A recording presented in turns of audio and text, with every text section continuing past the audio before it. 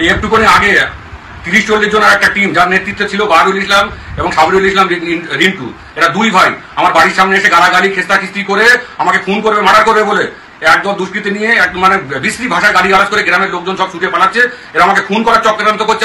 আমি স্বার্থের যখন ব্যাপার এসে যাবে, অর্থের যখন ব্যাপার এসে যাবে, সাধারণ মানুষ উজ্জ্ব থেকে যাবে, পার্টির আদর্শ উজ্জ্ব থেকে যাবে। কারণ তখন ওইগুলার মেন ফ্যাক্টর না, তখন আমার ইনকামটা কিভাবে আমি করব, আমার স্বার্থটা কিভাবে চরিত্রার্থ করব, তার জন্য সঙ্গে যে আছে সে যদি বিরোধী তাকে মেরে দিতেও পারে। তার ঘটনা ইতিপূর্বে ঘটেছে ভাঙড়ে রাজ্জাক মার্ডার, বুঝতেই পারছো। সুতরাং আমি তো বারে বারে বলছি যে রাজনীতিকে পাশে রেখে, রাজনীতিকে উজ্জ্বল রেখে, রাজনীতিকে ব্রাত্য করে দিয়ে সাধারণ মানুষের হকের জন্য যে রাজনীতি, সেটাকে মানে কি বলবো, সেটাকে পাশে সরিয়ে রেখে ব্যক্তিগত স্বার্থ চরিত্রার্থ যখন এসে যাবে, তখন কিন্তু এই লড়াই সংগ্রাম মারপিট নিজেদের মধ্যে খেয়েও খেয়ে কাটাকাটি মারামারি হবে। তার এটা ঘটছে ভাঙড়ের ক্ষেত্রে।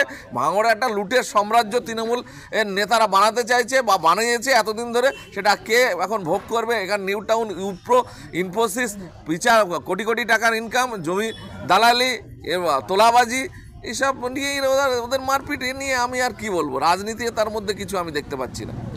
জাহাঙ্গীর খানকে দায়িত্ব দেওয়ার পরে কিছু মানুষ বলছেন যে তৃণমূল কংগ্রেস দলটি কার্যত দুষ্কৃতীদের হাতে রূপান্তর করে দিচ্ছেন মাননীয়া এবং মাননীয়ার ভাই। মাননীয়া নিজে বলেছিলেন আমি গুন্ডা নিয়ন্ত্রণ করে, গুন্ডা দমন করে। এই ভাষাটা social media, print media, electronic media সব জায়গাতে আছে, খুঁজে দেখবেন।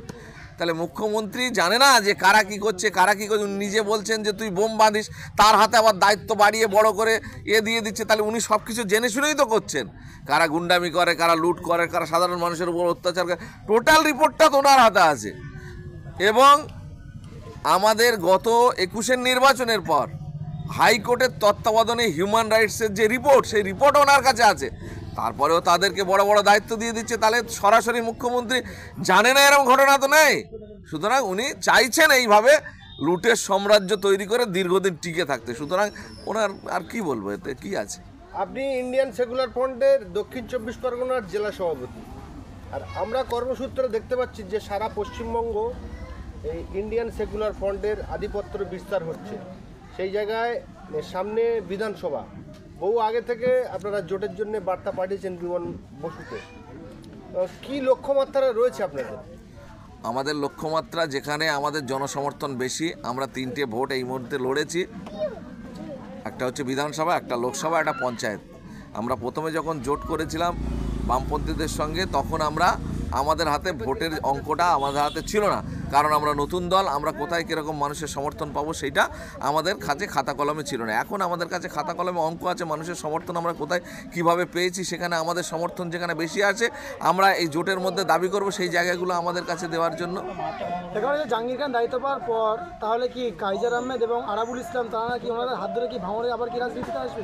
না, এরা সেইটা ভবিষ্যৎ বলবে, কিন্তু এরা যেহেতু এদের সক্ষতা বেশি, এরা এখানে মানে এই যে নেতা জাহাঙ্গীর খান, তার সঙ্গে এদের একটা সম্পর্ক, মানে গাঢ় গাঢ় সম্পর্ক বলি, আর যাই বলি আন্তরিক সম্পর্ক বলি, গাঢ় সম্পর্ক বলি, বা নিজেদের মধ্যে আন্ডারস্ট্যান্ডিং বেশি। সেই কারণে এরা ভাবছে যে জাহাঙ্গীর খান দায়িত্ব পেয়েছে, আমরা এবারে পুরো মানে সামনের সারিতে নেতৃত্ব পাবো, বা আমরা ভাঙড়ে আগামী দিনে রাজ করার ক্ষমতা পাবো।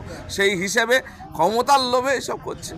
আমরা সূত্র মারফত খবর পেলাম যে আপনাদের দলের চেয়ারম্যান নওশাদ সিদ্দিকী, তিনি আপনারা আগের বারে কতটা সিটে লড়েছিলেন? আগের বারে কম বেশি আপনি ধরতে পারেন 24।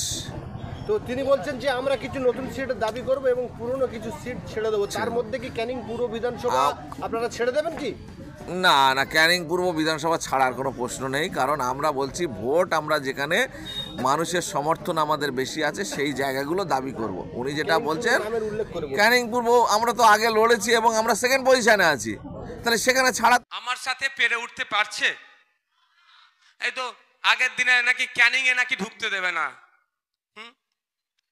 তো আমি বলেছি আমার সাথে একটাও না কেউ লোক যায়, কি বলবে লোক নিয়ে এসেছিল, আমি একা যাব, দেখি কেমন আটকায়। তো আমি চলে আসার পরে খোঁজ পাচ্ছি কিছু তো করতে পারেনি, একটু গোবর আর পানিতে ছিটিয়েছে। আমি তো ক্যানিং এ প্রায় 8 কিলোমিটার ওপর দিয়ে গিয়েছি। বেটাদের 8 কিলোমিটার তাহলে ছড়াতে বলো, চর্বি কেটে যাবে। চলো, 1 নম্বর কথা, এই গোবর, গরু, গোবরে সোনা, এগুলো কারা বলে? বিজেপি না তৃণমূল? এই কাদের ভাষা? এর জোরে বলুন, কাদের ভাষা? এই গরুর রাজনীতি কারা করে? গোবর নিয়ে রাজনীতি কারা করে? গরুর দুধে সোনা কারা বলে? তাহলে বিজেপির আমদানি কারা করছে? তৃণমূল করছে। আমি বারবার আপনাদের বলেছি, এই তৃণমূল আর বিজেপি আলাদা নয়, ও তো অন্য কিছু করতে পারত। বিজেপি তো গোবর নিয়ে রাজনীতি করে, বিজেপি তো গরু নিয়ে রাজনীতি করে, বিজেপি তো গরুর দুধ নিয়ে সোনা বলে রাজনীতি করে। তাহলে আপনিও সেটা করছেন। মানে ভাই ভাই, দাদা দিদি, ভাই ভাই, আমি বারবার বলি না, প্রমাণ হচ্ছে তো। আচ্ছা, এর পরের বারে আমি বলবো, আমি যাবো আবার খুব তাড়াতাড়ি। এ তো বলেছে, সেইবারে কি গোলাপ পানি দেবে অন্তত নাকি? খরচ ওদের করাতে হবে, গোবরটা তো খরচ হয় না, ওই জন্য বলবো গোলাপ পানি দিতে। গোবর দেওয়া মানে বিজেপি সাদৃশ্য গ্রহণ করা। যাক, যেটা ইচ্ছা দাও, আমার ওতে পরো আমি করি না। কারণ আমি একটা কথা বলি, একটা প্রসঙ্গক্রমে, আপনারা জানেন আমাদের নলেজ সিটির কাজ তো কেমন গতিতে চলছে। তখন প্রথম একদম আপনারা জানেন একটা প্রজেক্ট আমরা করছিলাম, কত বিভিন্ন পারিপার্শ্বিক চাপ ছিল, যারা আটকাচ্ছিল তারাই অনেক চিৎকার করেছে যে করতে পারছে না। এখন আপনাদের সহযোগিতায়, সৃষ্টিকর্তার অসীম রহমতে আমাদের প্রজেক্ট কি কোন জায়গা থেকে কোন জায়গা যাচ্ছে আপনারা জানতে পারবেন। তো একদিন আমি ওখানে একটা মাচায় বসে আছি, বটতলাটা দেখেছেন তো, বটতলায় মাচায় বসে আছি, বসে এই কি হবে না হবে হচ্ছে। একজন বয়স্ক লোক ওই পাশের পাড়া থেকে এসে কথা বলতে বলতে আমাকে একটা কথা বলেছিল যে, বাবু আমি ছোট হুজুরের মুরিদ। আমি বাহ, তা আমাদের জন্য দোয়া করবেন, আশীর্বাদ করবেন। তখন বলছে প্রসঙ্গক্রমে যে, ছোট হুজুর পীর কেবলা একটা কথা বলতেন যে, ভালো কাজ করতে গেলে প্রয়োজনে পিঠও পেতে দিতে হবে। আমাকে আমাদের ওই নলেজ সিটি নিয়ে বলেছিল, অনেকে ডিস্টার্ব করছিল, বুঝতে পারছিল যে আমার মনে একটু ক্ষোভ রাগ হচ্ছে, তখন কিন্তু ওই ব্যক্তিটা আমাকে বলেছিল, সেটা কিন্তু আমি মাথায় নিয়ে চলি। তাই আপনাদের বলবো, আপনারা মানব সেবা করতে এসছেন, মানুষ সমাজকে পরিবর্তন করতে এসছেন, ভালো কাজ করতে এসছেন। স্কুলে শিক্ষক নেই কেন? শিক্ষক দেওয়ার জন্য এসেছেন। হসপিটালে ডক্টর নেই কেন? ঔষধ নেই কেন? নার্স নেই কেন? গণপরিবহন কেন ধ্বংস হয়ে যাচ্ছে সেটা বন্ধ করতে এসেছেন। হাতে কাজ চাই, মুখে ভাত চাই, এই লড়াই এসেছেন। চুরিকে বন্ধ করতে এসেছেন। ভালো কাজ করতে আসলে আপনাদেরও বলবো, প্রয়োজনে পিঠ পেতে দিতে হবে, তাহলে একদিন আমরা সমাজ ব্যবস্থা পরিবর্তন করতে পারবো। অসুবিধা হবে কারো? কারো অসুবিধা হবে নাকি? আমরা মারের বদলা মারের রাজনীতিকে পছন্দ করি না। যদি চোখের বদলে চোখ নিয়ে হয়, পৃথিবীতে তো সবাই অন্ধ হয়ে যাবে ভাই। আচ্ছা, উনি অদম বলে আপনি উত্তম হবেন না? ওরে বাবা, অনেকক্ষণ বকে ফেললাম তো।